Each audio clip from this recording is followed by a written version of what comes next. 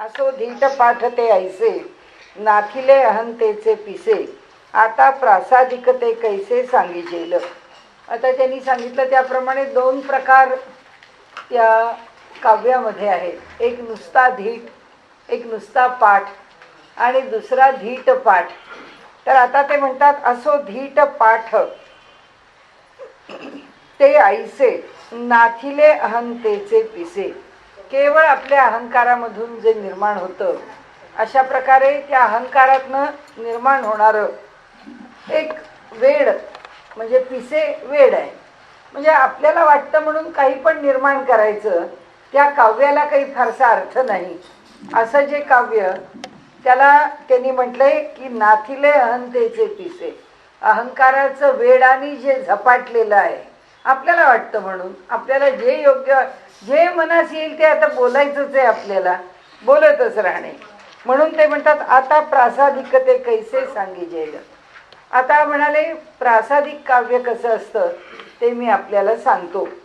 त्याप्रमाणे इथे पुढे त्यांनी आता धीट पाठ सोडून काव्याचा तिसरा प्रकार जो प्रासादिक आहे तो सांगायला सुरुवात केली आहे.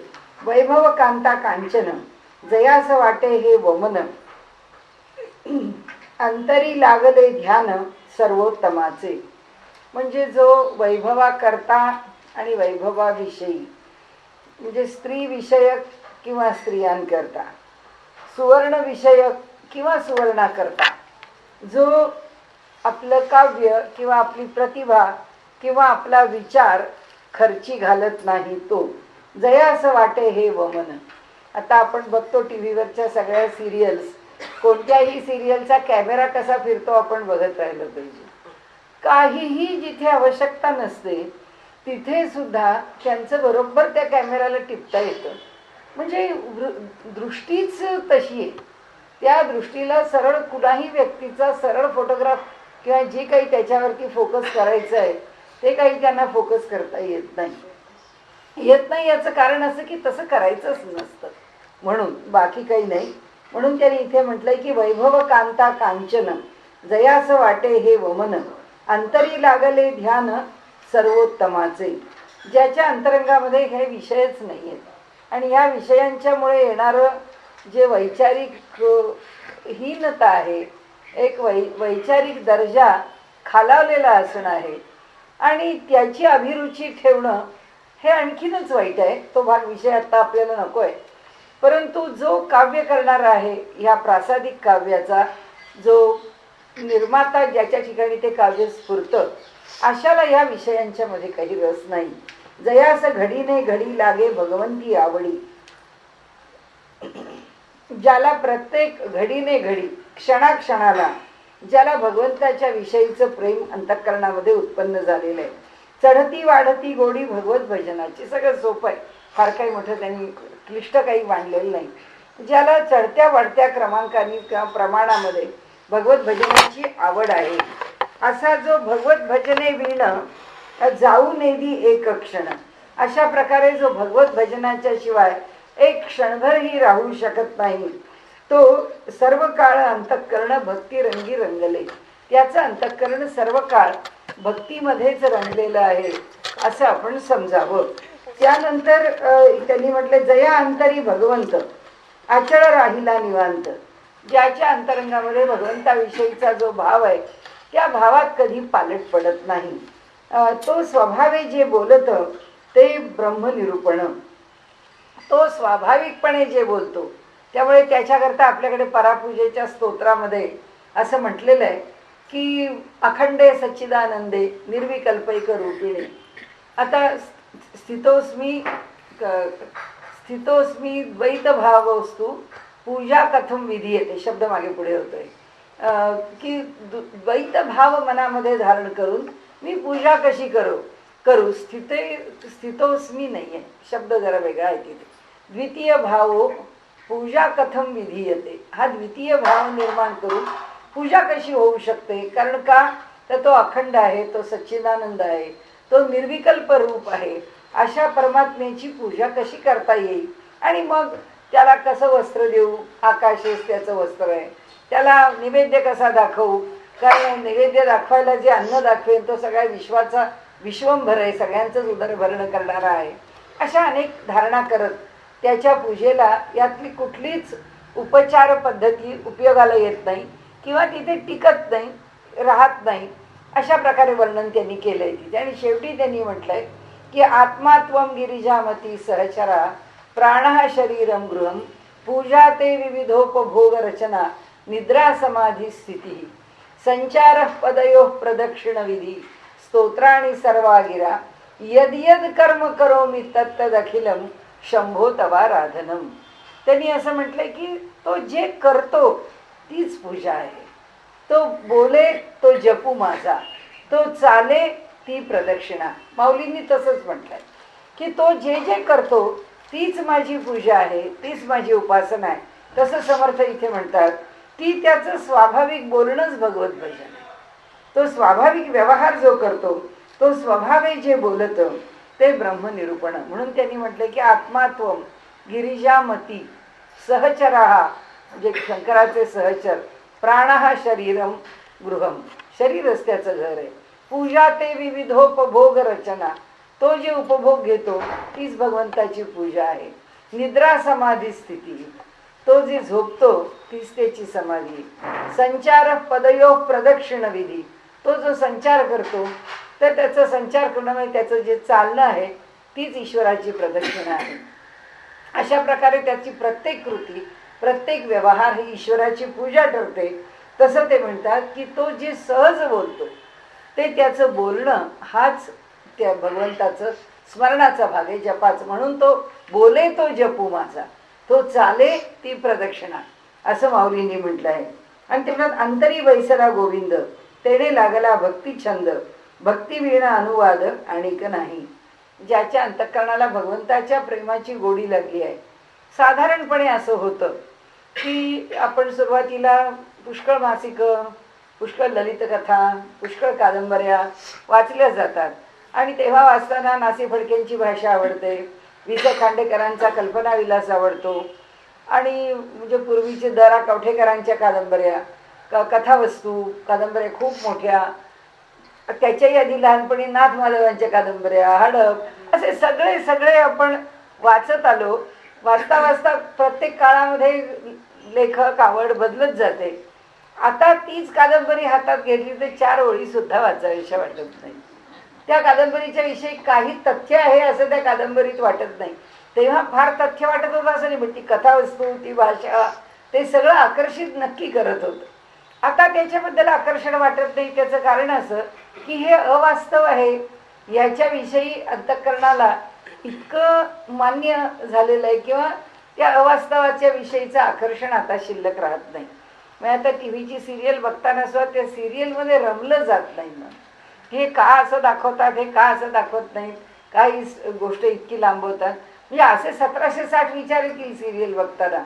पण त्या सिरियलमधल्या कथावस्तू बरोबर मी आपल्याला म्हटलं तर त्या घरातल्या काम करणाऱ्या छोट्या छोट्या मुली, आता कुणाचं लग्न म्हटलं की त्याच लग्नाला सजून बसलेले असतात टी व्हीवरची सिरियल बघायला.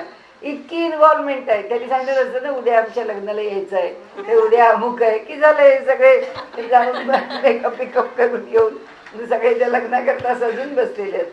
म्हणजे त्याचे जे वास्तव जाणवतं ते आता जाणवे. मला माझं लहानपण आठवतं. मी जेव्हा 8वी 9वीत होते तेव्हा मी अश्रूंची झाली फुले नाटक बघितलं. पाहिल्यानंतर 3 दिवस माझ्या डोक्यामध्ये तो विषय थैमान घालत होता की काय हे जग कसं बदललं पाहिजे अगोदर.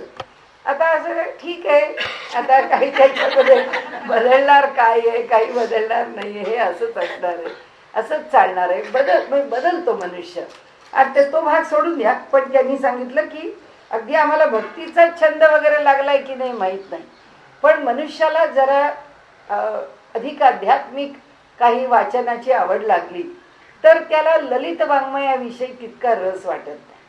तसं मी आपल्याला एक सांगते की मला नेहमी वाटायचं की आमचे प्रोफेसर तळघट्टी सर ते मला नेहमी म्हणायचे, कल्याणीबाई हे लोक मराठी घेऊन एम ए करतात, हे लोक संस्कृत घेऊन एम ए करतात आणि हे तत्त्वज्ञानावर कसे प्रवचन करतात.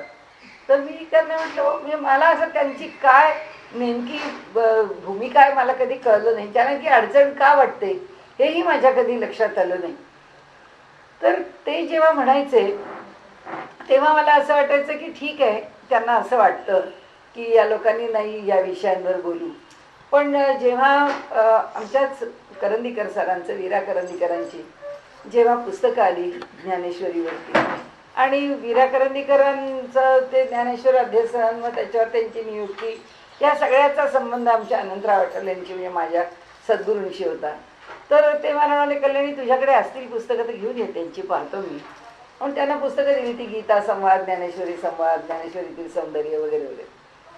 ते म्हणाले तुझी तिन्ही पुस्तकं वाचून झाली, पण हे झाल्यावर अजून कुठे ज्ञानेश्वरीशी लेखक भेटलाच नाही म्हणाले. तर मी म्हटलं की हो, मला सुद्धा म्हटलं काही विशेष नाही वाटलं त्याच्यामध्ये, त्या लिखाणामध्ये. तर तेव्हा मला ते जाणवलं नाही. पण जसे आमचे आता तळघट्टी सर म्हणतात, अहो ते काय सांगणार, ते काय त्या विषयावर बोलणार, ते नाही बोलू शकणार, असं जेव्हा ते म्हणतात त्यावेळी आता मला पटतं की साहित्याचा अभ्यास म्हणजे तत्वज्ञानाची जाण नव्हे.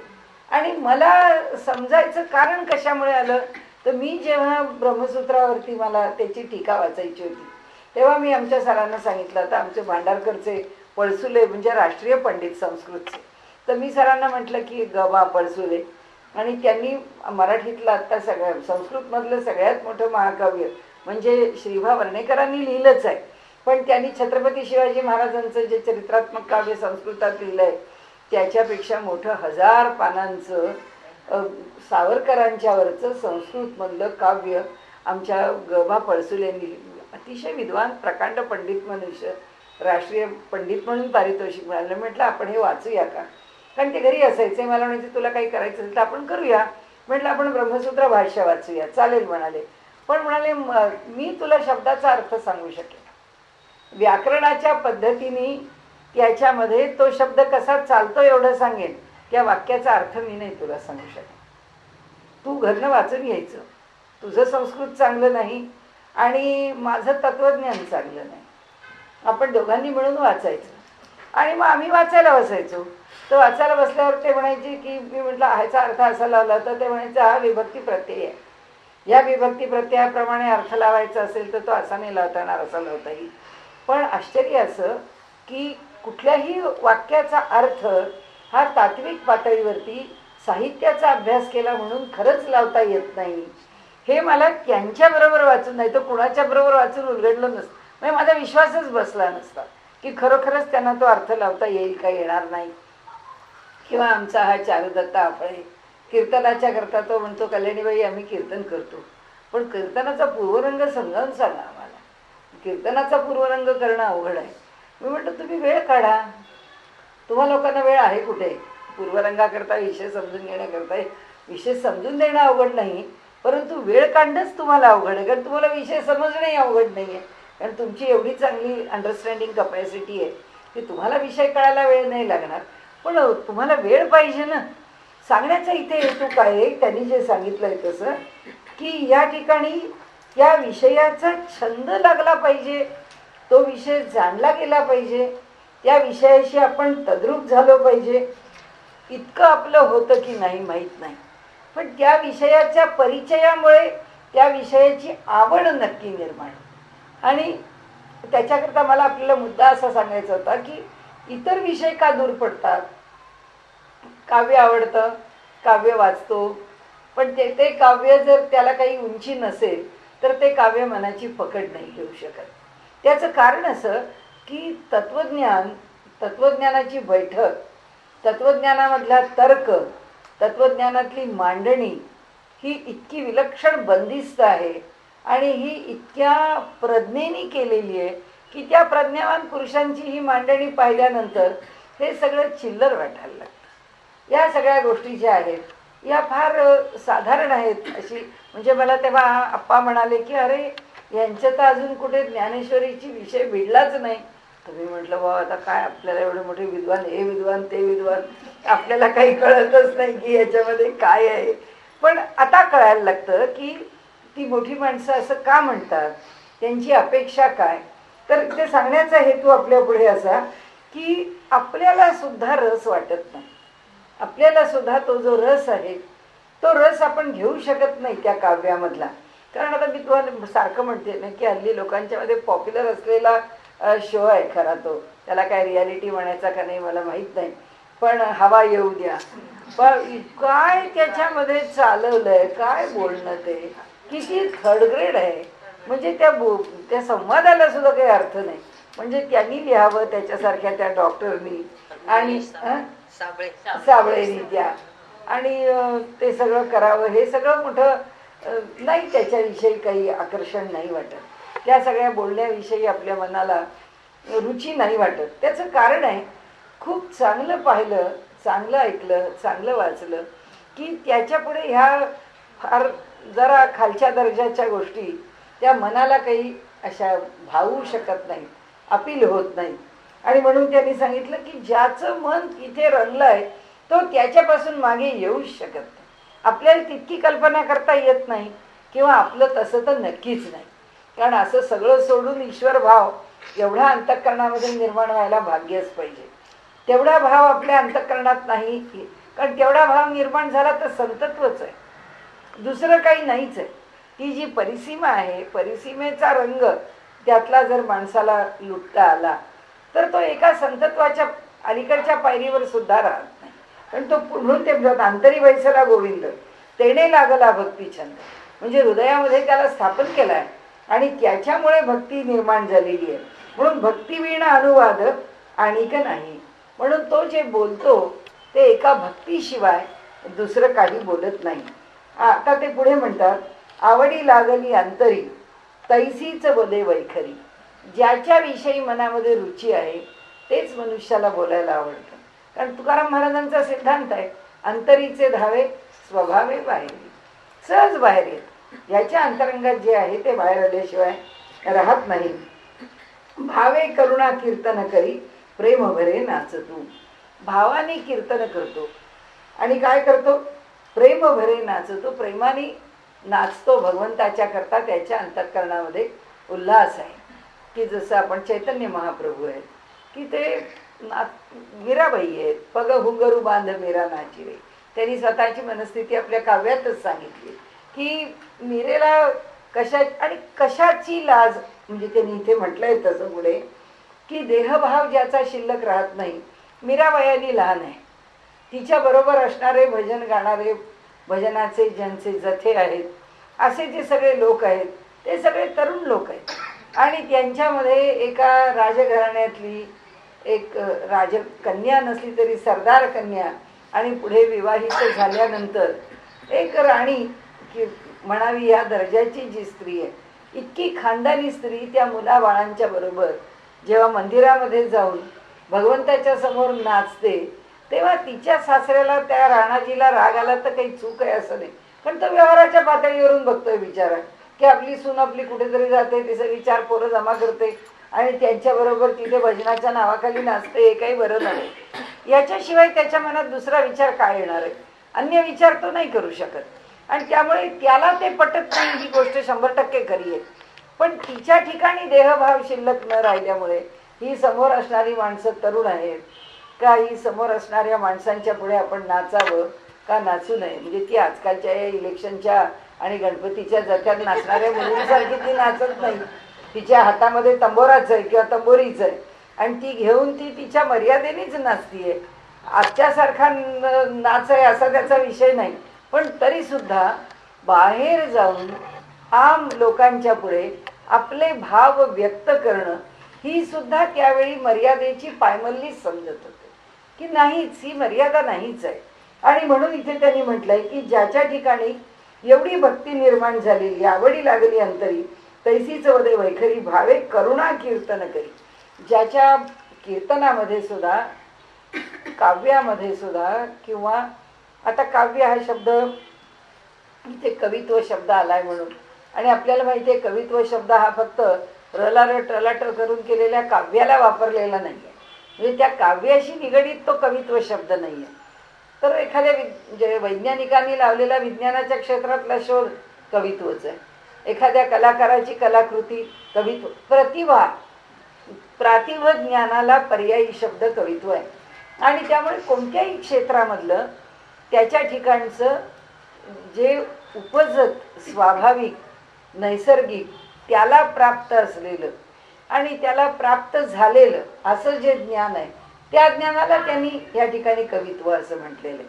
की आपण जसं म्हणतो की ह्या माणसाच्याकडे याची प्रज्ञा स्वयंपूर्ण आहे, याची प्रज्ञा स्वतंत्र आहे, याला जे कळतं आहे हा जे निर्माण करतोय हा याच्या प्रज्ञेने निर्माण करतोय आणि त्यामुळे त्याच्या प्रज्ञेने त्यांनी एखाद्याने स्वतंत्र काही उभं करणं. आता कालचीच बातमी की सगळीकडे एवढा धो धो धो धो पाऊस पडला आणि त्या पावसाने सगळ्यांची पिकं गेली. ती पिकं आता एक फोरकास्ट आहे महिना दीड महिन्यापूर्वीचं की केव्हा तरी आता या महिन्याभरात पाऊस येणार आहे. तर त्या माणसांनी लिहिले, नाशिकचा एक शेतकरी आहे द्राक्षाचा, आणि तो म्हणाला मी एका लग्नामध्ये जेवायला गेलो, तिथे गेल्यानंतर मला असं वाटलं की खरोखरच आपली ही एवढी द्राक्ष आहेत, ही द्राक्ष काही टिकणार नाहीत, काय करावं ही द्राक्ष टिकण्याकरता, आपल्याला तर काही त्याचा उपाय सुचत नाही. डोक्यात सारखा विचार होता. तो मुलगा जेवायला बसला आणि जेवायला तिथे पत्रावळी होत्या आणि त्याच्या मनात आलं की अरे या पत्रावळी द्राक्षाच्या घडांना बांधल्या पाहिजे आणि म्हणून त्यांनी कापड आणलं प्लास्टिकचं आणि त्या पत्रावळी 7,000 रुपये खर्च केले. तो म्हणाला 7,000 रुपयामध्ये त्या पत्रावळी अशा फिरवल्या आणि त्या पत्रावळीवरती कागद लावला आणि त्यांनी एक लक्षात घेतलं की टेम्परेचर 10 डिग्रीनी जरी खाली उतरलं तरी द्राक्षाला काही होणार नाही आणि दुसरं म्हणजे एक 2-4 गारपिटी सहित जरी पाऊस आले तरी सुद्धा त्याच्यापासून आपलं द्राक्ष वाचेल. तर त्यांनी आज न्यूज दिली आहे टी व्हीवरती की तो एकटा एक द्राक्षाचा नाशिकमधला शेतकरी आहे की ज्या शेतकऱ्यांनी आपली सगळी द्राक्ष वाचवली, त्याच्या एकाही द्राक्षाला धक्का लागलेला नाहीये, बाकीच्यांच्या सगळ्या नुकसान. हीच प्रतिभा आहे, हेच कवित्व आहे. म्हणजे ज्याला त्याचा ध्यास आहे. आमच्याकडे काय झालं आता पुन्हा कोणी म्हणेल सारखं आपल्या राजकारणाशिवाय आपण पुढे जातच नाही, पण आम्हाला सवयच झाली आहे आपण काही करायचं नाही आणि फुकट मागत राहायचं की शेती माझी, जमीन माझी, कसणारा मी, उत्पन्न घेणारा मी, पण मला त्याची फिकीरच नाही. लागलं आलं नाही आलं, मी आपला गरीब आहे, मी आपला गरीब आहे म्हटलं आणि रडत राहिलं. याच्याशिवाय जर आम्हाला दुसरं काही करायचंच नाही तर आम्ही कधीच सुधार करू शकत नाही. पण आलेल्या कोणत्याही परिस्थितीवर असे तर किती लोक आपले प्रयोग सांगतात. एका ग्रहस्थानी तर पाण्याचा प्रयोग सांगितला, ज्या जमिनीत ज्या भागामध्ये त्यांच्या गावात अजिबात पाऊस पडत नाही, म्हणजे वर्षातून 3दा किंवा 4दा पडतो, ते म्हणाले आमच्या भागात किमान आठवड्यातून 3दा तरी आंघोळ आम्ही करू शकतो. तर म्हणाले आम्ही जी आंघोळ करतो ते आंघोळीचं पाणीच साठवतो. ते आंघोळीचं साठवलेलं पाणी एका वरचं तोंड कापलेल्या प्लास्टिकच्या डब्यामध्ये ठेवायचं आणि त्याच्यावरती त्यांनी एक असा डबा केला. त्या तो डबा त्याच्यावर ठेवायचा आणि त्या बंद डब्यापासून एक नळी बाहेर काढ ऊर्ध्वपातन सूर्याच्या उष्णतेवर. म्हणजे आंघोळीचं अस्वच्छ पाणी आपल्याला जर वापरायचं नाही, म्हणजे साबणाचं आहे वगैरे वगैरे, तर ते स्वच्छ पाणी घेऊन सूर्यच करतो, याला काहीच करावं लागत नाही. एक साधा ड्रम ठेवलाय, त्या आंघोळीचं पाणी त्या ड्रमामध्ये जाऊन पडतं आणि तेच पाणी म्हणाले आम्ही बागेला वापरतो. आणि आमची 1.5 ते 2 एकराची बाग आम्ही सगळ्या आमच्या घरातल्या लोकांच्या आंघोळीच्या पाण्यावर चालू, ते सुद्धा आम्हाला सगळ्यांना रोज आंघोळ करायला मिळतच नाही. म्हणजे परिस्थितीवरती मात कशी करायची ही आम्हाला विचारच नाही करायचा आणि आम्ही तर आमच्याकडे कोणत्याही गोष्टीचा लाभ कसा प्राप्त होणार. त्यामुळे इथे कवित्व म्हणजे काव्य एवढ्याशी ते निगडीत नाहीये. कोणत्याही क्षेत्रातलं प्रातिभ ज्ञान, ज्याला आम्हाला अंतःस्फुरणाने येणारं ज्ञान, ते ज्ञान येण्याकरता त्याचा आम्हाला ध्यास पाहिजे. आमच्या अंतःकरणाला ध्यास लागला पाहिजे की काही झालं तरी सुद्धा मला हे कळलं पाहिजे, काही झालं तरी मला याच्यावर मात करता आली पाहिजे. मग जेव्हा मनुष्य इतकी त्याकरता धडपड करेल तेव्हा त्याच्या ठिकाणी काही निर्माण होऊ शकेल. भगवंती लागले मन तेणे नाठवे देहभान. हाच भाग आहे की ही जी उत्कटता आहे भगवंताच्या विषयी, तितकी उत्कटता अंतःकरणात निर्माण झाली पाहिजे. तशी झाली तर भगवंती लागले मन तेणे नाठवे देहभान. त्यामुळे काय होतं म्हणाले, देहाचं भान शिल्लक राहत नाही, कारण त्या विषयाशी मन एकाग्र झालेलं आहे. शंका लज्जा पळो न दूरी ठेवली, म्हणून आपण मीराबाईचा विषय घेतला की त्या ठिकाणी लोक माझ्यावर शंका घेतील अशी शंका, अशी आशंका, असा संशय, असा विकल्प त्यांच्या अंतःकरणात येतच नाही. कारण त्याच्याशी त्यांना काय करायचंय, त्यांचा भाव शुद्ध आहे आणि त्यांची भक्ती भगवंताच्या ठिकाणची त्यांना आनंद देणारी आहे. आणि म्हणून लज्जा त्यांच्या दृष्टीने भगवंताच्या करता लाज बाळगण्याचं, काही लाज बाळगायला सुद्धा किंवा लाज वाटायला सुद्धा त्याचं भान असावं लागतं. कारण त्यांना भानच नसतं. ते काहीतरी नाचायचंय म्हणून नाचत नाहीत, कुणीतरी बघावं म्हणून नाचत नाहीत, त्याच्यापेक्षा मला चांगलं नाचता यावं म्हणून नाचत नाहीत. ती त्यांचा भाव आहे अंतःकरणातला, तो एक उद्रेक आहे की तो. आणि असा आहे कोणत्याही आनंदाच्या वेळी, नाहीतरी आपण पाहतो वर्ल्ड कप जिंकले, हात वारे आरडाओरडा त्या ह्याच्यामध्ये धिंगाणा मनुष्य करतोच ना. काय त्याचं एक्सप्रेशन आहे, तो त्याचा आविष्कार आहे, त्याला मिळालेल्या यशाची ती होणारी सहज प्रतिक्रिया आहे, त्याच्या देहाकडून दिली जाणारी. तशीच आहे की भगवंताचं प्रेम जेव्हा प्रत्यक्ष देहामध्ये मावत नाही तेव्हा त्याला नृत्य करावंसं वाटतं, तेव्हा ते त्याला अभिव्यक्त करावंसं वाटतं आणि ते अभिव्यक्त होतं. आणि त्यामुळे ते अभिव्यक्त झालेलं आपण जेव्हा पाहतो तेव्हा, म्हणून एक आहे आपल्याकडे की कोणती गोष्ट ही लोकांच्या चर्चेचा विषय होता कामा नये. म्हणजे अनुभव आहे माणसाची, जी काही त्या क्षेत्रामध्ये असणारी त्याची तळमळ आहे, त्याच्या अंतःकरणातला भाव आहे, हा ज्याचा त्यांनी आपल्याजवळ ठेवावा. माणसाला त्या प्रत्येक गोष्टीच्या अभिव्यक्तीची घाई लागते, कारण भगवंताच्या प्रेमापेक्षा सुद्धा अनुभवाचा प्रसार हे जास्त त्याच्या गोडीचा विषय ठरतो. आणि म्हणून मनुष्य त्या दृष्टीने बोलतो, व्यवहार करतो, सांगतो. परंतु आपल्याकडे असं म्हटलंय, आपल्याला आलेला अनुभव आपण कधी दुसऱ्याला सांगू नये. अनुभव नेहमी जसा आला तसा आपल्या ठिकाणी ठेवावा. असं म्हणण्याचं कारण काय आहे ते इथेच आहे. ते म्हणतात की या ठिकाणी मनुष्याला जो अनुभव येतो किंवा जे त्यावेळी वाटतं. आता आम्ही उत्तर काशीमध्ये होतो आणि तिथे असताना बरेच लोक आले होते, 5, 25, 50 लोक तिथे काही भेटायला रात्रीचे आले होते. आम्ही अगदी गंगेच्या अगदी शेजारी, म्हणजे अगदी तिच्या काठावर म्हटलं तर चालेल असा मोठा प्लॅटफॉर्म सारखा भाग आहे आणि मग वरती पायऱ्या सुरू होतात. तर तो जवळजवळ चांगला 20 फूट 30 फूट लांब रुंद भरपूर असं ते जे अंतर आहे की जिथे एखाद्या मोठ्या वरांड्यासारखी जागा निर्माण व्हावी. सगळेजण बसले वगैरे, गप्पा मारल्या, मग काय आपण गोष्टी विचारल्या, काहीतरी सांगितलं, मग त्यांनी काही सांगितलं. ते सगळं ऐकल्यानंतर लगेच त्या लोकांना आलं ना स्फुरण. ते म्हणाले आपण आपणना मध्ये बसवूया आणि त्यांच्या भोवती फेर धरून नाचूया. म्हटले तुम्हाला नाचायचं तर नाचलं, आम्ही काही नाचणार. म्हणजे एका क्षणात त्यांना काहीतरी एकदम व्हायला लागतं. मी त्यांना असं वाटतं की असं काहीतरी पाहिलं म्हणजे, आता भागवत कथा आपण जर टी व्हीवर पाहत असला तर ते भागवत कथेमध्ये त्यांचं गाणं सुरू झालं की त्या भागवत कथाकाराला सुद्धा त्याची इतकी रिफ्लेक्स ॲक्शन झाली आहे की अरे हे गाणं सुरू झालं अजून कोणी नाचायला उभं राहिलं नाही. ते बघत राहतात की अरे अजून कोणी उठला नाही. एखादी बाई समंजस असते, ती ओळखते की यांची अपेक्षा आहे कोणीतरी नाचायला उभं राहावं. ती नाचायला उभे राहिली की 5-25 लोक नाचायला उभे राहतात. आपण बघा भागवत कथा अनेकांची आहे, आपल्याला रोज 4 तरी भागवत कथा आपल्याला बघायला मिळतात. ती कुणाची ना कुणाची तरी भागवत कथा आपल्याला ती लाईव्ह असतात, नाहीतर त्यांचं म्हणजे हे केलेलं असतं, कधी प्रक्षेपित केलेले असतात, मागच्या रेकॉर्डेड.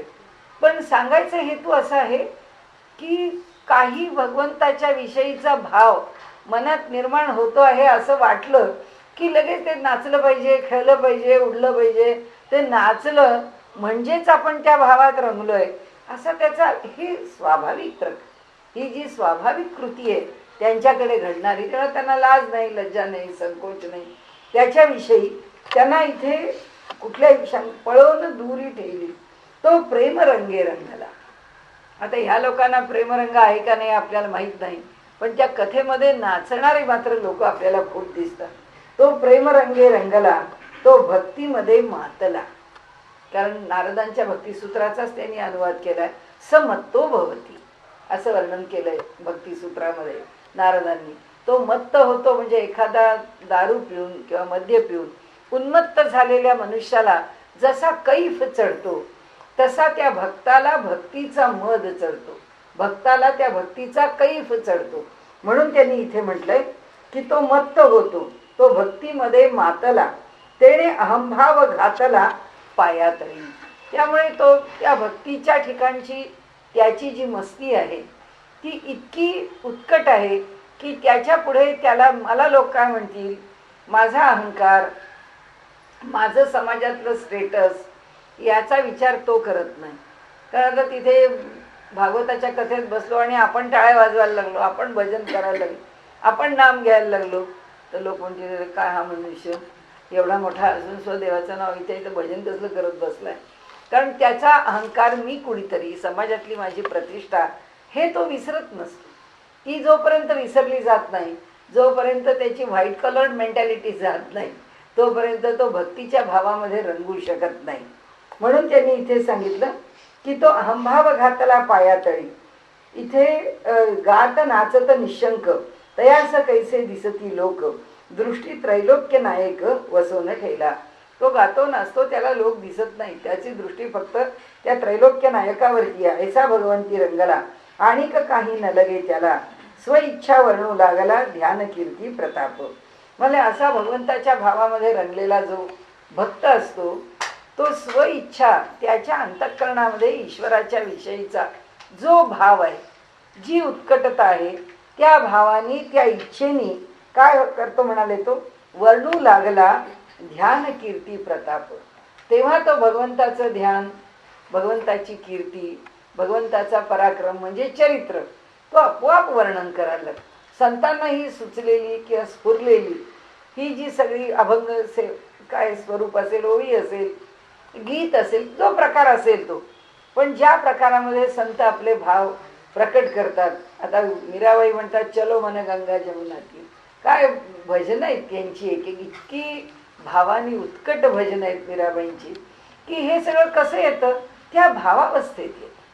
त्या भावावस्थेत भगवंताशी एकरूप झाल्यानंतर त्यांच्या अंतःकरणातले भाव, ते म्हणाले आपोआप त्याच्यातून बाहेर पडतात. आता इथे त्यांनी काव्याची ही व्याख्या केली की भगवंताच्या भक्तीत रंगलेला, भगवंताच्या भक्तीत नाचणारा, भगवंताच्या कीर्तीचा आनंद होणारा, भगवंताच्या प्रतापाचं किती गुणगान करू असं ज्याच्या अंतःकरणाला झालेलं आहे, अशाच्या मुखातून जे बाहेर पडतं ते स्वाभाविक आहे म्हणा.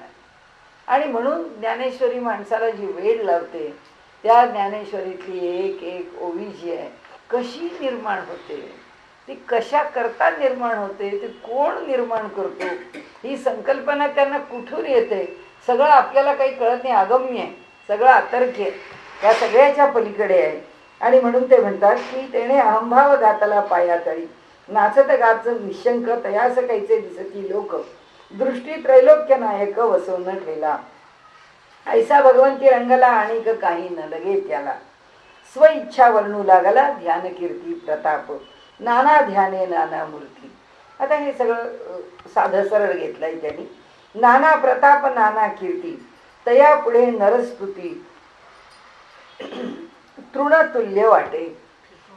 निरनिराळे भगवंताचे अवतार, भगवंताच्या लीला, भगवंताची स्वरूप, भगवंताची चरित्र त्याला मनाला मोहित करतात. मानवाच्या ठिकाणी त्याची स्तुती करावी असं त्याला वाटत नाही, कारण मानवाची मर्यादा लक्षात येते. भगवंताचं अमर्याद सामर्थ्य ज्याला समजलंय तो त्या मानवाच्या पुढे कशाला झुकेल. म्हणून मला असो ऐसा भगवद्गीत भक्त, जो ये संसारी विरक्त, तयास मानिती मुक्त साधूजन. असा जो भगवंताचा भक्त आहे तो या संसारामध्ये म्हणजे प्रपंचामध्ये विरक्त आहे. असा भगवंताचा भक्त म्हणजे ज्याच्या अंतःकरणामध्ये इतकी उत्कट भक्ती निर्माण झालेली आहे, तो या ठिकाणी ते म्हणतात संसारामध्ये विरक्त भावाने व्यवहार करतो. तयास मानिती मुक्त साधूजन. जे श्रेष्ठ पुरुष आहेत त्यांना त्याचा अधिकार कळतो आणि मग ते म्हणतात की हा मुक्त पुरुष आहे. त्याचे भक्तीचे कौतुक तया नाव प्रासादिक, सहज बोलता विवेक प्रकट होय. म्हणून आपण असं म्हणतो की माऊलींची कविता कशी आहे, प्रासादिक आहे, सहज बोललेली आहे. ओवी आता समर्थांचं हे लिखाण आहे ते माऊलींच्या पेक्षा सहज आहे. कारण यांच्या लिखाणामध्ये तर कुठे त्यांनी म्हटलंय की दृष्टांताचा उपयोग करावा, पण ते आवश्यकतेच्या पलीकडे दृष्टांताचा उपयोग पण करत नाही. थेट विषयाला भिडतात, थेट विषय आपल्याला सरळ वाक्यात सांगावा तसा सांगतात. आणि म्हणून त्यांनी इथे म्हटलं की ऐसा त्याचे भक्तीचे कौतुक, नाव तया नाव प्रासादिक, सहज बोलता विवेक प्रकट होईल. साधं सहज वाक्य बोलतो, परंतु त्याच्या सहज बोलण्यामध्येच त्याचं ज्ञान, त्याचा योग्य विचार, विवेक, सारासार विचार त्याच्या ठिकाणी प्रकट होतो.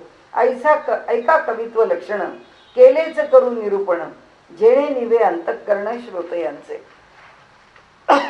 तुम्ही आता कवित्व लक्षण ऐका म्हणाले, जे मी आतापर्यंत निरूपण केलं तेच पुन्हा एकदा सांगतोय, त्याच्यापेक्षा काही वेगळं नाही. जेणे निवे अंतःकरण श्रोतयांचे, ज्याच्यामुळे श्रोत्यांच्या अंतःकरणाला समाधान होईल. कवित्व असावे निर्मळ, कवित्व असावे सरळ, कवित्व असावे प्रांजळ अन्वयाचे. म्हणाले निर्मलता, स्वच्छ असावं, सरळ असावं, काय त्यात लिहिलंय त्याचा पत्ताच लागत नाही असं त्याच्यामध्ये काही विषय मांडलेला असू नये. म्हणाले कवित्व असावे प्रांजळ, जे स्पष्ट असावं, आणि म्हणून अन्वयाचे, त्याचा संदर्भ आहे, त्याचा जो अन्वय तो सरळ लावता यावा. खूप ज्याला पंत कविता, ज्याला पंडित कविता असं, आमच्याकडे मधल्या काळामध्ये मराठी भाषा जेव्हा समृद्ध होती त्यावेळी मोरोपंतांची कविता त्याला पंत कविता म्हणत असत. पंडित कविता, वामन पंडितांची कविता त्याला पंडित कविता म्हणत असत. आणि मग लोक म्हणायचे की तुमचं काव्य कसं, अहो तुमचं पंत काव्य आहे, तुमचं काव्य कसं, तुमचं पंडित काव्य आहे. वामन पंडित ज्या पद्धतीने दृष्टांत अलंकारांनी काव्य सजवतात त्या पद्धतीचं काव्य हे पंडित काव्य म्हणून ओळखलं जायचं, आणि मोरोपंतांचं काव्य आहे त्या पद्धतीचं काव्य हे पंत काव्य म्हणून ओळखलं जायचं. असं वेगवेगळ्या प्रकारांनी काव्याचे प्रकार लोकांच्या पर्यंत येत असत. पण आता त्याच्यामध्ये एखादा दृष्टांत कळेल किंवा सोडवता येईलच की नाही अशी स्थिती येऊ शकते. आता सावरकरांचं काव्य आहे, सावरकरांच्या काव्यामध्ये सगळंच समजू शकेल असं नाही, दुर्बोध आहे काव्य. त्यांचं कमला काव्य जर कोणी वाचलं असेल तर त्या कमला काव्याच्या ठिकाणी सुद्धा काव्य समजून घेणं अवघड आहे. त्यांच्या इतरही काव्यामध्ये असणारे जे दृष्टांत आहेत ते दृष्टांत सुद्धा शोधताना अवघड आहेत. साधं जी नाट्यरचना आहे त्या नाट्यरचनेसुद्धा आपण ऐकणारी त्यांची रचना सुद्धा शतजन्म शोधिताना शत आरती व्यर्थ झाल्या, शत सूर्य मालिकांच्या दीपावली विझाल्या. म्हणजे इथे सांगताना सुद्धा ते मूळ काव्य, मूळ नाटक, त्याचा मूळ संदर्भ, तर हे कशा करता चाललंय, हे कोणत्या काला करता चाललंय आपल्याला काही पत्ता लागणार नाही. आणि शेवटी चाललेलं आहे त्याच्यामुळे तर आपण असं जे ऐकतो ना की म्हणजे क्षण तो क्षणात गेला सखी हातचा सुटवली, म्हणजे पुन्हा असं वाटतं की अरे हे काय आहे, म्हणजे हे पुन्हा त्याला प्रेमकाव्य आहे का? ते सुरुवातीला पाहिलं तर शतजन्म शोधिताना शत आरती व्यर्थ झाल्या. म्हणजे नुसतं काव्य पाहिलं तर ते काव्य काही कळू शकत नाही. तसं भाषेचा दुर्गमपणा सुद्धा अनेक नाटककारांच्याकडे आहे की ज्यांनी आपली कविता रचताना भयंकर अवघड कविता रचलेली आहे. ती संगीत नाटकाला ती भाषा काही पोषक नाही असं पण आहे. तर ते म्हणतात ही दुर्बोधता कशाला, सहज साधन मम आत्मा गमदा नरवर कृष्णा समान, काय पद आहेत, अगदी सहज पद आहेत की ज्या सहज पदामधून अर्थ सहज उलगडतो. म्हणाले अरे समोर बसलेल्या श्रोत्याला तुमचे शब्द, त्याची वेळीवाकडी जोडतोड त्याला पत्ताच लागत नाही लवकर त्या काव्याचा अर्थ काय, काय दृष्टांत त्याच्यामध्ये घाल, सोपे सोपे दृष्टांत द्या. कारण काव्य सांगायचं तर आता माणिक वर्मांनी म्हटलेलं खरा तो प्रेमा नाधरी लोभ मनी, कसं काव्य आहे, इतकं सुंदर काव्य आहे. अशी सुंदर सोपी काव्य ही जेव्हा लोकांपर्यंत पोचवायची, जी अभिमुख काव्य आहेत ती काव्य त्या दृष्टांतांनी फार चांगल्या प्रकाराने रंजित केलेली असली पाहिजे. कारण त्याची रंजकता येणारा दुर्बोध दृष्टांत नको.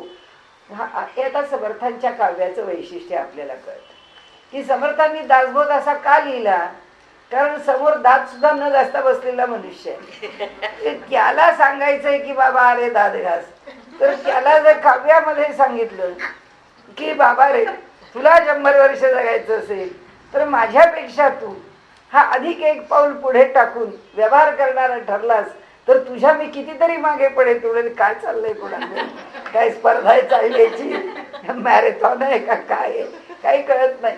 असं काहीतरी काव्यामध्ये बोलायला लागला, काहीतरी सांगायला लागला तर म्हणाले भागणार नाहीये. सर्व थेट समजायला पाहिजे. थेट समजावून समजलं तरी माझं नशीब की मी जे काय सांग. ज्ञानेश्वरी तर माऊली म्हणतात पुन्हा पुन्हा की अर्जुना अरे मी जे बोलतोय, तो कृष्ण म्हणतो अर्जुना अरे मी जे बोलतो आहे ते तुला कळतं आहे हेच पुष्कळ आहे. आता कृष्णाने अर्जुनाला म्हणावं की अर्जुना हे तुला कळतंय हेच पुष्कळ आहे, ह्याच्यापेक्षा मी काही जास्त अपेक्षा, यात मला सगळं पावलंय. म्हणजे किती अवघड आहे. त्यामुळे समर्थांनी ज्ञानदेवांकडनं धडा घेऊन भाषाच सोपी करून टाकली. ते म्हणजे नकोच, फार भानगडीच नको याच्यामध्ये. म्हणून त्यांनी सांगितलं की कवित्व असावे निर्मळ, कवित्व असावे सरळ, कवित्व असावे प्रांजळ अन्वयाचे, ज्याचा अन्वय लावणं सोपं गेलं पाहिजे. काव्यामध्ये ओवी असो, ओवीच्या अन्वयाला पहिला शब्द इकडे आणि त्याचा अर्थ लावायला शेवटच्या तुकड्यामध्ये म्हणजे 4 भागातल्या 4थ्या भागात जावं लागलं तर पटपट कळेलच की नाही. म्हणाले सांगता येत नाही. कवित्व असावे भक्तिबळे, कवित्व असावे अर्थागळे. अजून आपण शब्द वापरतो म्हणजे कोकमाचं आगळ, हे अर्थाचं आगळ आहे.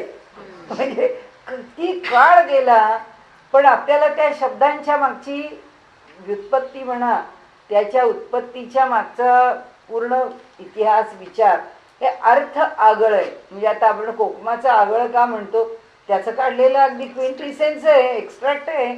तर हा जर आपल्यासमोर हा हे कसं आहे, हे अर्थभरीत काव्य आहे. या काव्याला कुठेही फालतूपणाचा स्पर्श नाही. काना मात्रा सुद्धा म्हणजे वैयाकरण्याला वेळ लावणारं काव्य आहे. कारण वैयाकरणी काय म्हणतो की एक काना किंवा एक मात्रा जरी वाचला, म्हणजे वाचली मात्रा असेल तर, आणि काना म्हटलं तर वाचला, तर त्याला पुत्रोत्सवाचा आनंद होतो असं म्हणतात. की त्याला स्वतःला मुलगा झाल्यानंतर जो आनंद होईल तो एक काना मात्रा वाचली तर वैयाकरण्याला आनंद होतो.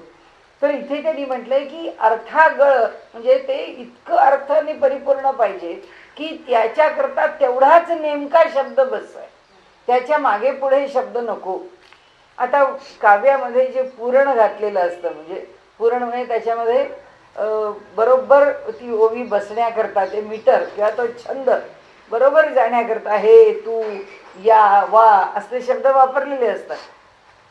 ते फार वापरावेत असं वाटत नाही. कवीला असं ते पूर्ण असे हे पूरक शब्द आहेत त्याची फार भरती करावी, मग काय गंमत नाही त्या काव्याला. तया या ही ने असे काहीतरी शब्द वापरले जातात. तर त्यांनी असं म्हटलं की ते कसं पाहिजे, अर्थागळे कवित्व असावे वेगळे अहंतेसी, त्याच्यामध्ये अहंकाराचा स्पर्श नसावा. म्हणजे मनुष्यानी हे मी केलं, हे मी केलं, हे मी केलं, हे मला माहिती आहे, हे माझ्यामुळे घडलं, हे माझ्याकरता घडलं, हे असं मनुष्याला वाटता कामा नये. म्हणजे अहंकार त्याच्यामध्ये असता कामा नये काव्यामध्ये. आणि त्यांनी असं म्हटलंय की कवित्व असावे कीर्ती वाढ, कवित्वामध्ये दुसऱ्याची कीर्ती वर्णन करणारं असं कवित्व असावं. कवित्व असावे रम्य गोड, जे बोलायचं आहे ती स्तुती सुद्धा फार गोड शब्दामध्ये करावी. कवित्व असावे जाड प्रतापविषयी, त्याला गांभीर्य असावं, त्याला वजन असावं. जो प्रताप वर्णन करायचा शिवाजी महाराजांचा तो कविराय भूषणांनीच करावा. काय शब्दामध्ये त्यांनी केलं आहे, ही अशी ती सगळी करण्याची जी समर्थता आहे वाणीला ती प्रकट व्हावी. कवित्व असावे सोपे, कवित्व असावे अल्परूपे, कवित्व असावे सुल्लपे चरणबंद. म्हणाले कवित्व कसं असावं, सोपं असावं. कवित्व कसं असावं, अल्परूप असावं. एक गोष्ट सांगण्याकरता भारंभार लिहायची वेळ येऊ नये. म्हणजे जे एका ओवीनी काम भागणारे तिथं 10 ओव्या लिहायला लागले आहेत, म्हणजे याला ते अर्थपूर्ण ओवी एक निर्माण करता येत नाही, हा त्याचा अर्थ झाला. आणि म्हणून ते म्हणतात की इथे कवित्व सोपं पाहिजे. सोप्या काव्याची निकष लावताना अलीकडच्या काळामध्ये गदी माडगुळकरांना म्हणता येईल, सोप्या शब्दात इतका सुंदर अर्थ, अप्रतिम अर्थ. ज्योतीने तेजाची आरती कुशलवर रामायण गाती, करा तुमच्या मनाने त्या वाक्यांचे अर्थ लावा आणि आनंद मिळवत राहा. आनंदच आनंद आहे. आणि त्यामुळे त्यांच्या लहान लहान काव्यामध्ये, लहान लहान ओळींच्या मध्ये आपल्या लक्षात येतं की काव्य जे आहे ते मोठं विलक्षण आहे.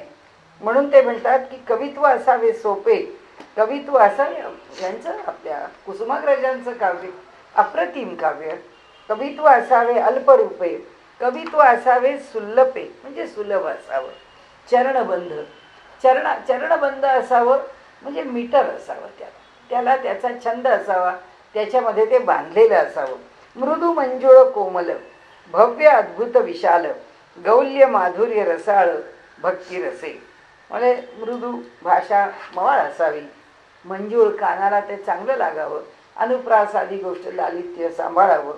नंतर कोमल शब्दांचा उपयोग असावा, खडखडीत शब्द समर्थांचे, धडधड धडधड धड, फडफड फडफड फड, सगळे समर्थांनी घडघड घडघड घड असे सगळे शब्द वापरलेले आहेत.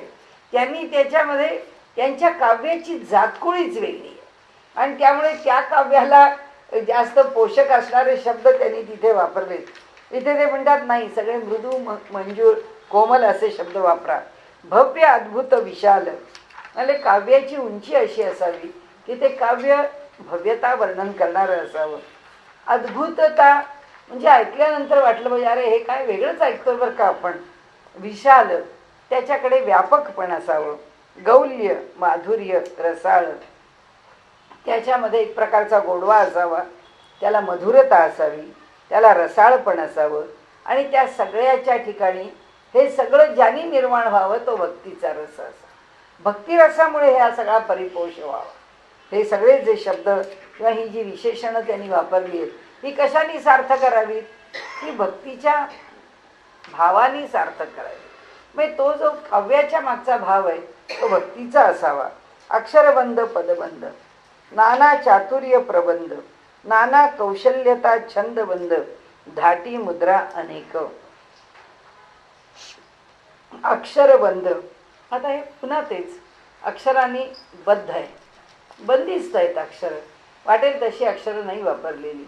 म्हणजे जर त्या दोन शब्दामध्ये काम होत असेल किंवा दोन अक्षरांच्या एका शब्दाने काम भागत असेल तर त्याकरता उगीच लांबलचक शब्द नाही वापरलेले. असा अक्षरबंध. आणखीन एक काव्याचा प्रकार आहे की ज्याच्यामध्ये आपलं पांडित्य म्हणून पंडित कविता ज्याच्यामध्ये आहे त्याच्यामध्ये आपलं पांडित्य प्रकट करण्याकरता एकच विशेषण हे संस्कृतमध्ये जसं समास संधी वापर करून जसं एक मोठ्याच्या मोठं विशेषण तयार केलं जातं तसं प्राकृतात पण केलेलं आहे. आणि त्यामुळे अशा प्रकाराने अक्षरबंध एक अर्ध्या ओळीचं पूर्णपणे वर्णन ज्ञानेश्वरीत आहे. अशी अनेक वर्णन आहेत ज्ञानेश्वरीमध्ये. त्यांनी नमनामध्ये अशी वापरलेली आहेत की ज्याच्यामध्ये लांब लचक एक शब्द चांगला 14-15 अक्षरांचा असतो की ज्याच्यामधून तो अर्थ आपल्याला प्रतीत होतो. म्हणून म्हणाले पदबंध. त्याचा अर्थ मात्र इथे बरोबर घेतलेला नाही. पद म्हणजे ते शब्द. पद हा शब्द व्याकरणात नेहमीच शब्दाकरता वापरलेला आहे. तर इथे शब्द सुद्धा योग्य प्रकाराने वापरलेले असले पाहिजेत. शब्दबंध असा त्यांनी शब्द वापरला इथे. नाना चातुर्य प्रबंध. प्रबंध म्हणजे त्याच्यामध्ये असणारे विशेष असे सिद्धांत. तर ते चतुरपणाने सिद्धांत मांडलेले असावेत. नाना कौशल्यता छंदबंध. अत्यंत कुशलतेने छंदाचा उपयोग करावा. म्हणजे काव्य छंदबद्ध आहे पण त्या काव्याला चाल लावताना ते काव्य उत्तम प्रकाराने वापरता आलं पाहिजे.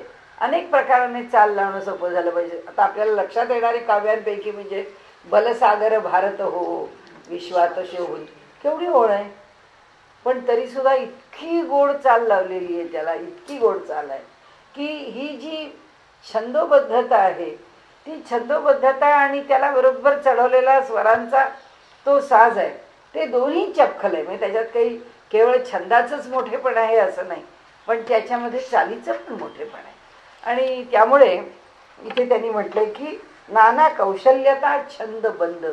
ते जे छंद आहेत ती अतिशय योग्य प्रकाराने वापरले गेले पाहिजेत. आता त्याचे जे तुकडे केले जातात ना म्हणजे शब्दांनी जे तुकडे होतात ते तुकडे योग्य झाले पाहिजे. नाही तर आपण म्हटलं तसं की आपल्याला कोणाला नाव ठेवायचा अधिकार नाही, पण संगीत नाटकं लिहिणाऱ्या नाटककारांनी खूप शब्दांची जोडतोड केली आहे.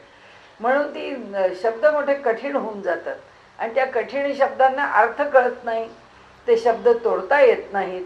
आणि ज्याच्यावरती आकार घ्यायचा आहे तो शब्द ओकारात, आता कसा त्या माणसाने ओ करून आकार कसा घ्यायचा, म्हणजे सगळी त्याची नुसती खटपट आहे आणि त्याला मोठं त्रासदायक आणि थोडा रसभंग नाही असं नाही, त्यात रसभंग पण आहे. म्हणून त्यांनी इथे म्हटलंय की हा जो छंदबंद आहे तो छंद कुठे तुटतो. ते आता काव्य ह्याच्यामध्ये अगदी कोण माहीर आहेत तर विद्याधर गोखले. अलीकडच्या काळामध्ये काय काव्य केलंय, अप्रतिम काव्य. त्या काव्यामध्ये सवेला जागा कुठे येते, ती सम कोणत्या शब्दांनी पकडली पाहिजे तो शब्द तिथे वजनदारच टाकलाय. त्यांच्या काव्याचं वैशिष्ट्य आहे.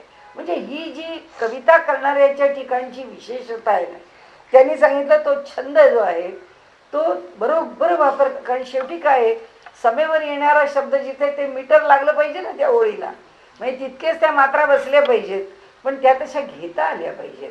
म्हणून त्यांनी सांगितलं ते एक मोठेपण आहे. धाटी मुद्रा अनेक, म्हणजे त्याची धाटी, काव्याची धाटी काय काय प्रकारचं काव्य आहे, तर ते ज्या प्रकाराने ते काव्य वापरायचं. आपण म्हणतो ना की धाटी हा शब्द आपण अजून वापरला जातो, आपल्या धाटणी म्हणतो. हो, तर ती जी धाटणी आहे त्याची. आणि कुणी कुणी त्याला मोडणी म्हणतं की कसं कसं जातं ते, कशी चाल आहे त्याची. तर तशी ती काव्याची धाटी काय आहे, वीररसपूर्ण आहे, कारुण्य रसपूर्ण आहे, भक्तिरसपूर्ण आहे. माणसाला कुठल्याही प्रकाराने तत्वज्ञानासारखा विषय मांडून त्या माणसाला विचार करायला लावणारं असं पण काव्य आहे. अशा अनेक प्रकारांनी म्हणाले नाना युक्ती नाना बुद्धी नाना कळा नाना सिद्धी नाना अन्वये साधी नाना कवित्व. त्यांनी सांगितलं तुम्हाला काय सांगू म्हणाले या कवित्वाविषयी, किती प्रकारांनी कवित्व समजून घेता येतं. तर नाना प्रकारच्या युक्ती म्हणजे तर्क, वेगवेगळ्या तर्काने काव्य पुढे जातं. आता आपण अलीकडचा तर्क बघतो, हल्लीची हिंदी गाणी. आताचं कसं म्युझिक आहे की आताच्या म्युझिकला तालाचं महत्त्व अधिक आहे. त्यामुळे त्यात कुठला ताल वापरायचा आहे, ते ऑर्केस्ट्रेशन कसं पाहिजे आहे त्याच्यावरती आता तो ठेका आधी बांधला जातो, मग त्याचं मीटर बांधलं जातं. पण शब्द काही घ्या, त्यांनी फरक पडत नाही. म्हणजे इथे नाना युक्ती आहेत, त्याचे हेतू बदलले. काळाप्रमाणे स्वराला प्राधान्य नाही राहिलं, काळाप्रमाणे तालाला प्राधान्य आलं, ताल प्रधान झालं. आणि ते ताल सुद्धा जितक्या गिमिक्स करता येतील तितका तो आत्ताचा आपल्याकडे अब्दुल रेहमान असं नाही काय नाम ए आर रेहमान तो आता जे काय करतो काव्यामध्ये, तर तो सगळे कुठलेही लोकगीतांचे काय ठेके काय सगळ्या ज्या गोष्टींचा वापर करतो त्याला जो करता येतो मोठे विलक्षण आहे की त्यामुळे पॉप्युलॅरिटी. मग त्याच्यामध्ये आता वैविध्य की मग लोक वाटेल तसे. आता साधा माझ्या कल्पनेप्रमाणे त्याला केरवाच लावलेला आहे, ते कजरारे नाही काळे काळे तोरणे काय ठेका घेतलाय. नेहमीचा ठेका आहे साधा, पण तो तुम्ही पहिल्यांदा ठेक्यात ते गाणं त्या ऐकलं की ते त्या दिवशी पहिल्यांदा गाडीत ऐकायला म्हटलं हे गाणं सगळ्यात जास्त पॉप्युलर. माहीत नाही कोणता सिनेमा, माहीत नाही कोणतं गाणं, चालीला काही नाही आहे त्याच्यामध्ये. जर स्वर पाहिले तर स्वरांचा वर खाल किंवा त्या स्वरांची विशेषता काही नाही, पण तो ठेका असा उचलला आहे की त्या ठेक्यातच त्या गाण्याची मजा आहे. त्यांनी म्हटलंय नाना युक्ती, ही युक्ती आहे, त्याच्यामध्ये त्यांचा असणारा हेतू पण आणि तर्क पण. कसं काव्य तयार करायचं त्याच्यामध्ये नाना बुद्धी, वेगवेगळ्या प्रकारांनी बुद्धीचा वापर त्याच्यामध्ये केला. मास्टर कृष्णराव त्यांचं जर काव्य पाहिलं तर काय आहे, मला तर सगळ्यात जास्त म्हणजे हेच जास्त आवडतात, विष्णू दिगंबर पलुसकर किंवा डी.आर. काय ठुमक चलत रामचंद्र म्हटल्यानंतर कुणाही नास्तिकाच्या अंतःकरणामध्ये भाव उत्पन्न झालाच पाहिजे. अशक्य गोष्ट आहे. काय म्हटलंय काव्य, ते अप्रतिम म्हटलंय. म्हणजे त्यांनी जे म्हटलंय ही नाना बुद्धी आहे. काव्याचा उच्चार सगळे एक जात संगीत दिग्दर्शक म्हणतात की आम्ही संगीत देतो, लताबाईंना सांगतो की बा हे असं असं संगीत दिलंय, पण त्या गातात तेव्हा आम्ही संगीत दिलेलं कुठे असतं आणि त्यांनी गायल्यावर गाणं कुठे जातं. कारण ही बुद्धी आहे की स्वराला कसं द्यायचा, झोका, हेलकावा, त्याच्यावरचा जोर, त्या शब्दाला कसा उचलायचा. म्हणजे आपल्या मनामध्ये ते शब्द जसेच्या तसे ते आपल्या मनातून ते जात नाहीत. म्हणजे एक त्याची इम्प्रेशन्सच वेगळी आहे. ही सगळी जी बुद्धी आहे त्याच्या मागची, नाना कला, त्याच्यामागे विविधता आहे त्या कलेची, की कोणता भाव प्रकट करताना स्वर कसा लावायचा. किंवा आपल्याकडे सगळ्याच शास्त्रीय काव्याला सुद्धा, संगीताला सुद्धा त्यांच्याकडे एक धाटणी आहे की आता देश गायचा आहे, तर देश गायला लागल्याबरोबर षड्ज लागला की चांगलं गाणं समजणाऱ्या मनुष्याला त्याची पहिली थोडीशी आलापीच सांगून जाते की आता हा देश गाईल, आता हा बागेश्वरी गाईल, आता हा भिंपलास गाईल. त्याचं कारण आहे की ते भाव त्या काव्यातले त्या स्वराला लगेच लागतात. जोपर्यंत काव्याला किंवा जोपर्यंत स्वराला भाव त्याच्यावर मॉड्युलेट केला जात नाही तोपर्यंत त्या गाण्याला काही अर्थ नाही, कुठल्याही प्रकारे अर्थ नाही आहे. मग या 2-3 गोष्टी एकत्र आल्याच पाहिजे. ठेका तर अंगात लय तर असलीच पाहिजे. त्या लयीशिवाय शब्द उच्चारले गेले तर त्याला मजाच नाही आहे. या लोकांच्या अंगात लय म्हणजे 24 तास चालू आहे आणि त्यामुळे त्यांच्या शब्दांचे उच्चार आहेत आपल्याला कळत नाही. त्यांनी गायलेली गाणी सोपी वाटतात आणि जेव्हा दुसरी माणसं ती इमिटेट करतात तेव्हा ते बिचारे 5% पण करू शकत नाही. तेव्हा आपल्याला कळतं की अरे ते काय गाऊन गेले. इतकं सोपं नाही आहे ते. म्हणून त्यांनी सांगितलंय नाना सिद्धी, नाना अन्वये साधी, नाना कवित्व. वेगवेगळ्या प्रकारच्या संदर्भांनी कवित्व साधता येतं. म्हणून नाना साहित्य दृष्टांत, नाना तर्क धात मात, नाना संमती सिद्धांत, नाना सिद्धांत पूर्व पक्षेसी. म्हणून नाना साहित्य दृष्टांत. आता कवित्वाच्या बरोबर थोडंसं कीर्तनकाराला पण सांगितलं की साहित्यातले पुष्कळ दृष्टांत देता आले पाहिजे. वेगवेगळ्या प्रकारचा तर्क मनुष्याला करता आला पाहिजे. वेगवेगळ्या कथा कहाण्या माहिती पाहिजे. तुम्ही श्रोत्याला तासभर काहीतरी शुष्क तत्वज्ञान सांगत बसतात तर तो झोपायला जरूरच लागेल. त्याला कुठल्या तरी कथेनी चांगलं खळखळीत जाग केलं पाहिजे. कारण आमच्या पंढरपुरामधले सगळे ठिकठिकाणची जिथे जिथे म्हणून कीर्तन लागतं त्या प्रत्येक कीर्तनाचा श्रोता आणि कीर्तनकार वेगळा आहे. आपले जोग महाराज सोनोपंत दांडेकरांचे गुरु जेव्हा तिथे कीर्तनाला बसले आणि जोग महाराजांनी वारकरी संप्रदायाचंच कीर्तन, एवढे टाळ मृदंगाचे आवाज आहेत, एवढे 2 बाजूला टाळकरी उभे आहेत, एवढे आता स्वतः जोग बुवा खणखणीत व्यक्तिमत्व आणि कीर्तन करतायत. पण समोरचे लोकांनी हळूहळू बसलेले होते, पेंगत होते. त्यांनी आपल्या पथाऱ्या पसरल्या, सगळे आडवे. त्यांच्याबरोबर असलेल्या लोकांना वाईट वाटलं की अरे जोग बुवांच्या कीर्तनाला समोरचा वारकरी झोपतो म्हणजे काय. त्यांनी सांगितलं महाराज मी आपल्याला सांगू का, आपण इथे कीर्तन करण्यापेक्षा मी करतो. म्हणाले या लोकांना हे सगळे आपलं कीर्तन ऐकू नाही शकणार, तू बस म्हणले कीर्तनाला. म्हणून ते कीर्तन बसल्याबरोबर त्यांनी 5-25 आई माई वरून शिव्या घातल्या आणि त्याबरोबर ते सगळे समोरचे श्रोते म्हणजे हा बुवा बरा दिसतो, हा कसला पहिला बुवा. तर हीच सवय झालेली आहे ना. म्हणून इथे काय पाहिजे ते त्या विनोद, ज्याला नुसतं विनोदात कीर्तन ऐकायची सवय झालेली आहे, ज्याला नेहमी विनोदातच प्रवचन ऐकायची सवय झाली आहे, त्याला दुसरं ऐकावंसं वाटत नाही, त्याला तेवढंच आवडतं आणि तो त्याचीच अपेक्षा करतो. आपल्याला कोणाची नावं घ्यायची नाही म्हणून आपण घेणार नाही. नाना संमती सिद्धांत पूर्व पक्षेसी. म्हणाले वेगवेगळ्या प्रकारच्या अनेक आधार, संमती आधार वचन रेफरन्सेस घ्यावेत आणि सिद्धांत जे पुरावे आहेत म्हणजे सिद्ध करून उपनिषदांनी सांगितलंय, शास्त्रांनी सांगितलंय असे सिद्धांत पूर्व पक्षात सांगावेत. म्हणजे समर्थांचं आपण जे नेहमी सामान्य मनुष्य असतो, आपण काही फार कोणी मोठे नाही, पण आपलं काम आहे की आपल्याला ते सगळं ठोकत राहिलं पाहिजे. त्यामुळे काहीही झालं तरी सुद्धा जो सिद्धांत आहे त्या सिद्धांताला लोकांना नको वाटतं म्हणून स्पर्शायचं नाही असं नाही. तिथे तो दगड फोडायचाच. तिथे कंटाळा आला तरी चालेल, लक्ष दिलं नाही तरी चालेल, कळलं नाही तरी चालेल, नको वाटलं तरी कानावरून गेलं पाहिजे.